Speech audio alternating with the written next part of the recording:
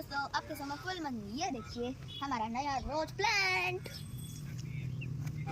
इस फूल से हम गुलकंद भी बनाते हैं, इस फूल से हम कुछ भी बना सकते हैं, इस फूल को हम खा भी सकते हैं, इतना अच्छा होता है ये फूल।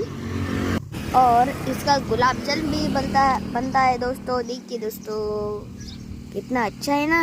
ये देखो दोस्तों इसके फ्लावर देखो दोस्तों कितना सुपर है। इसे हमने एक पेड़ को कट करके बनाया है, इतना बड़ा हो गया, इतना छोटा था और इतना बड़ा हो गया। देखिए दोस्तों आपको वीडियो अच्छी लगी तो लाइक करें, शेयर करें, सब्सक्राइब करें। Bye bye.